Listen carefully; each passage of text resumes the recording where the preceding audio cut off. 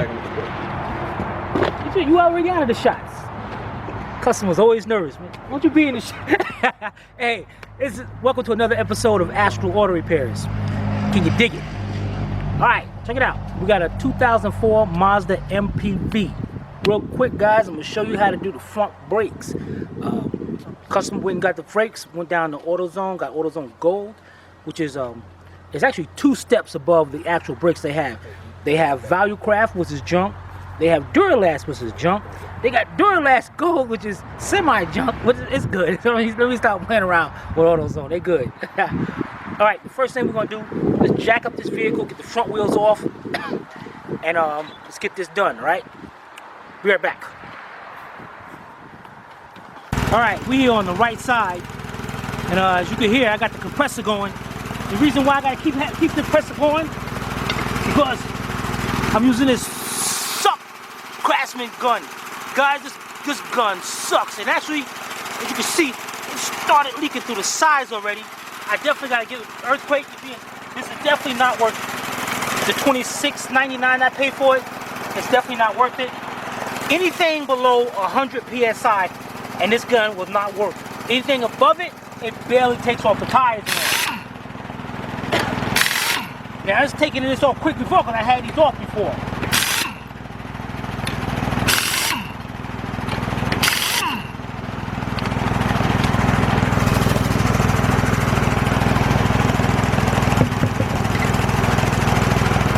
All right.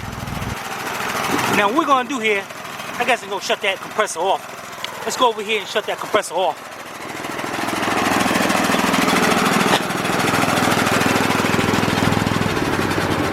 Turn the gas off. All right. Here we go.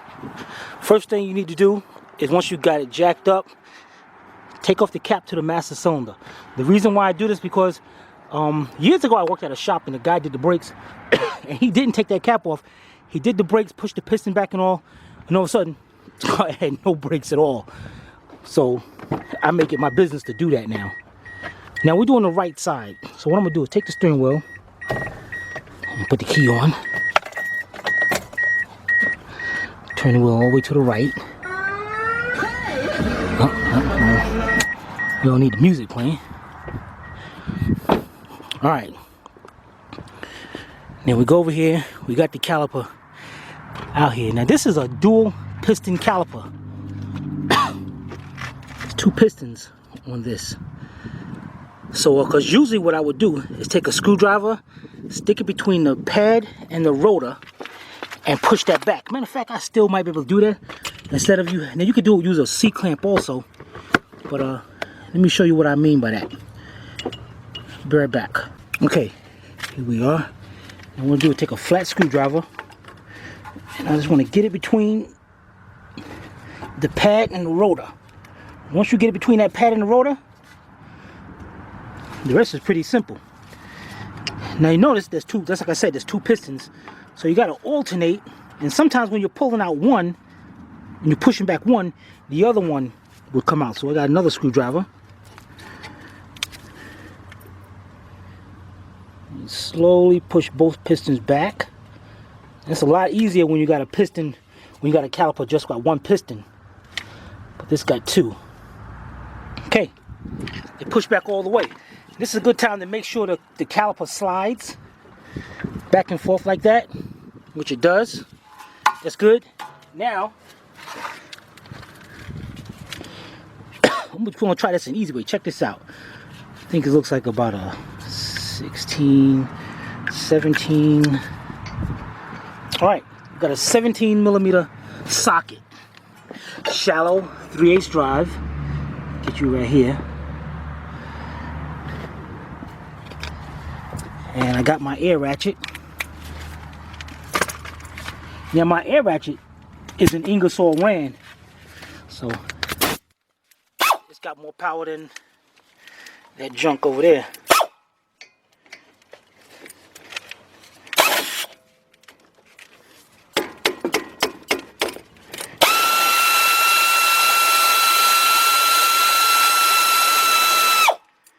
Now check this out. I'm going to do this without removing the top one. Leave that one just like that. swing that up in the air like that.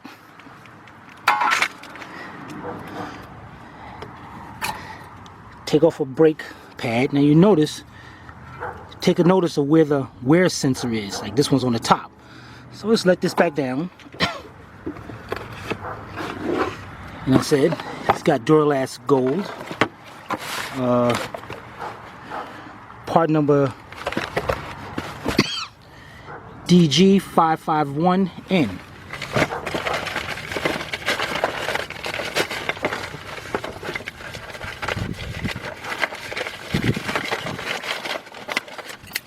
Alright, now I'm gonna show you something on these.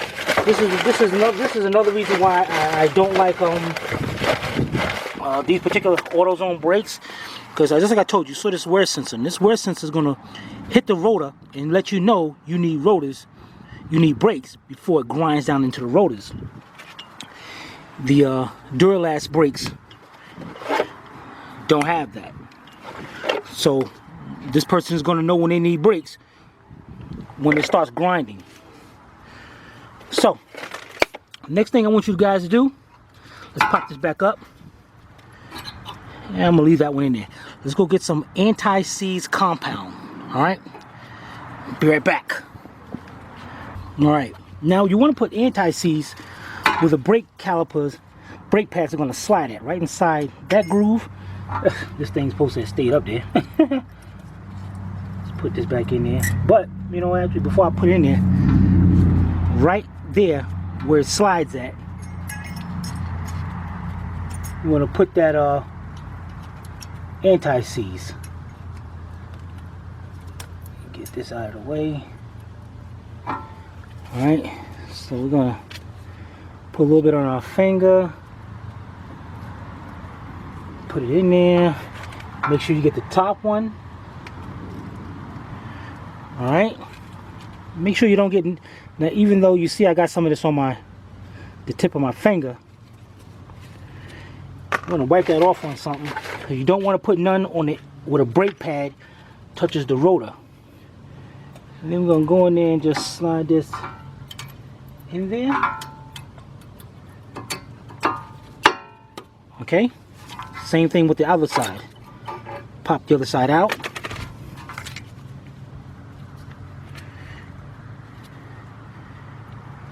Anti-seize.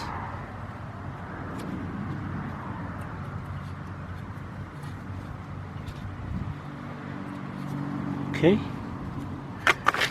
Wipe your hand off. Put the new pad right in there.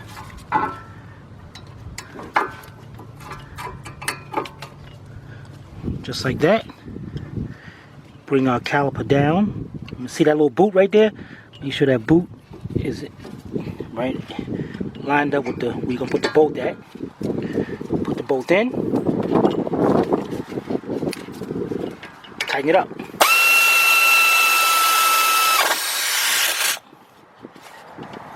Make sure it's tight. There you go. That's one side already done. So let's get our raggedy Craftsman gun. Put this tire back on.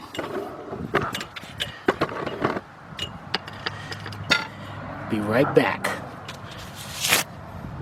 Okay, here we are, the left side. But before we get on the left side, what I'm gonna do, make sure your brake fluid is not spilling out. You might want to put some rags up under there and all, because it will start filling up and it will come out if there's too much brake fluid in there. So what I just did, close it up to get it back down there. We're gonna pump our brake pedal. Now, if you first step on the brake pedal, it's gonna go down to the floor. So you just keep pumping it up until it gets up there. That's good. All right, let's get this left wheel off, and then we're gonna turn the wheel all the way to the left. All right, be right back. All right, let's go turn this wheel all the way to the left.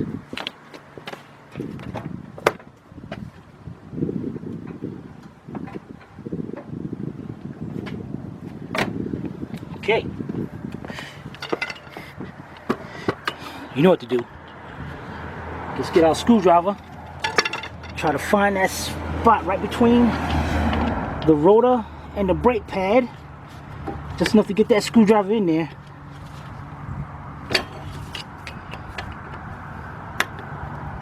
I think I just had it too.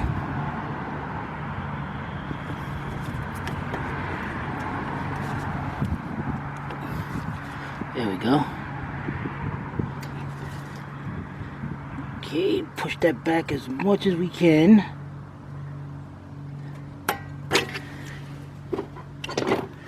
Let's get all the screwdriver. And you're gonna pull them back till they stop.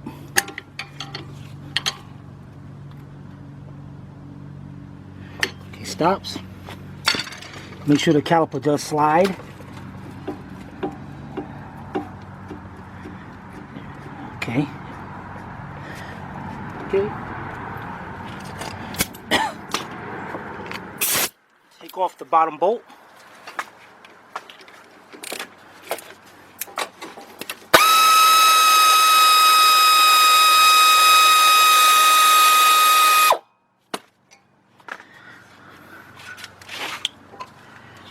Pick the piston up.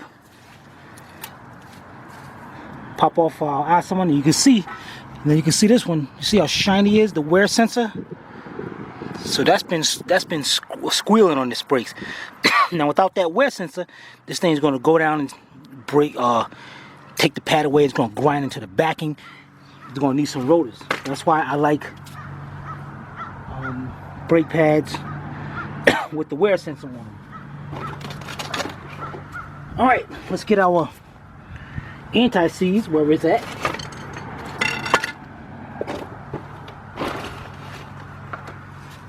Okay, let's put a little anti-seize.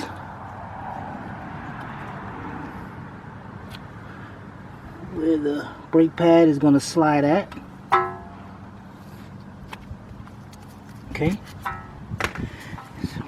Get us a new brake pad. Wipe your hands off. Piece of paper or something. Okay. Let's stick this brake pad in here.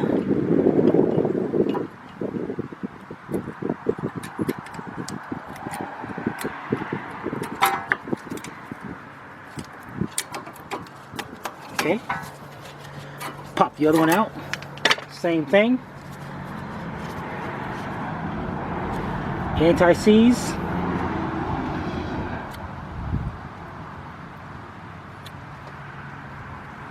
There don't have to be a lot of anti-seize, and stay away from putting the anti-seize on that rotor. Okay, put my hands off.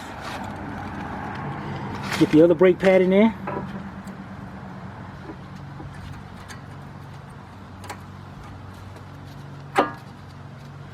Perfect. Look at that. Watch out for that boot, just like I said on the other side. Bring it in. Put our bolt in. Just tighten it up.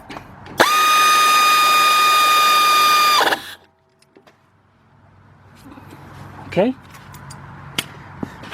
Let's get our tire back on, and we'll be right back. All right. Let's put our cap back on. Go in here. Pump up the brake pedal. Good, right there. Perfect. Pretty easy job. All right, let's get this stuff cleaned up, and we'll be right back. All right, there you go. Front brakes on the 2004 Mazda MPV. A lot of people out there, you know, they have questions about cutting the rotors. Listen, motors have a certain thickness to them. And if you look on the rotor, it says minimum thickness. That means once it gets cut past that point, you can't use it no more. The thing is, guys and girls, you don't need your rotors cut. If you step on your brakes and that car's not shaking everywhere, only when you step on the brakes, don't even cut them, okay? Don't even listen to people, because listen, every time you go get a brake job done, every time they're cutting your rotors. So eventually, you're gonna need rotors. And a lot of times, now get this, a lot of times is they charge you like, I think it's the going price like $10, $15 to cut rotors. And now you can actually buy brand new rotors for like 20 bucks. Now that's, see, so really it don't, sometimes, you know, but if that's your preference. Again, stay away from that Craftsman gun. Craftsman got different versions of their air gun, and I got the cheapest one, but it said 400 foot-pounds. That is not 400 foot-pounds, man. I gotta give you this thing fast. All right, if you have any questions, be sure to put them in the comment, and I'll be sure to answer them. This is Timmy from Astro Auto Repairs. If we can't repair it, nobody can. Take it easy.